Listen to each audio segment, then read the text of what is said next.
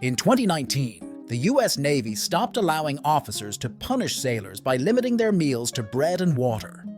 The Navy adopted this punishment in its early days from the British Royal Navy and continued using it long after the Royal Navy stopped using it in 1891. One modern-day US skipper imposed the punishment so often for minor offenses that his ship earned the nickname USS Bread and Water. A modern version of this punishment might mean 3 days in the brig with nothing to eat but bread and water. A couple of centuries ago, it might have meant 30 days shackled in the brig with only those two provisions.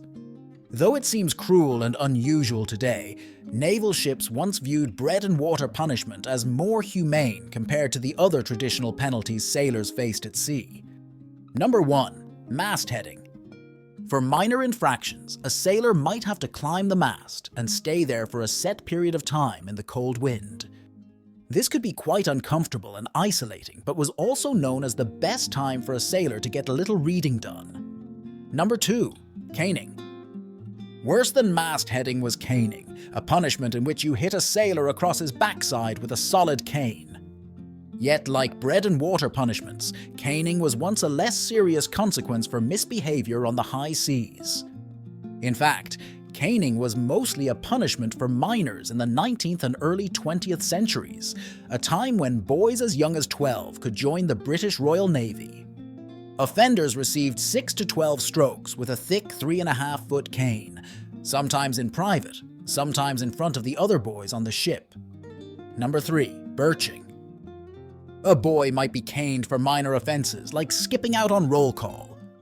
But if committed a more serious offense, his punishment could be a public birching. This usually meant 12 to 24 strokes with a bundle of birch sticks. These instruments of correction were usually hung up in the steam of the ship's galley to make them supple enough to have knots tied in them, though there are also reports of birches being soaked in vinegar or salt water before being used, writes Christopher McKee in Sober Men and True, Sailor Lives in the Royal Navy, 1900 to 1945. Number 4. Flogging.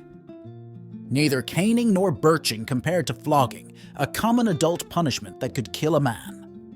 Until the mid-1800s, sailors who committed major or minor offenses were often tied to the mast and whipped with a cat-o'-nine tails in front of the crew. The knots in the cat-o'-nine tails ripped flesh from sailors' backs, causing wounds that could become infected.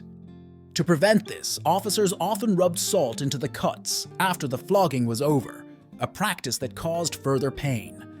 Number 5. Keelhauling. Between the mid-1600s and the mid-1800s, one of the worst punishments a sailor could receive was keelhauling.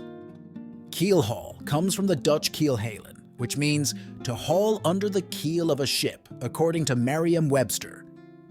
As the name suggests, it involved throwing someone over one side of the ship and dragging him underneath the ship to the other side. This punishment was much, much rarer than flogging, but like flogging, it could endanger a man's life. Number 6. Hanging. For very serious infractions, the most common severe punishment was death by hanging. Sailors bound the condemned man by his hands and feet and put a noose around his neck.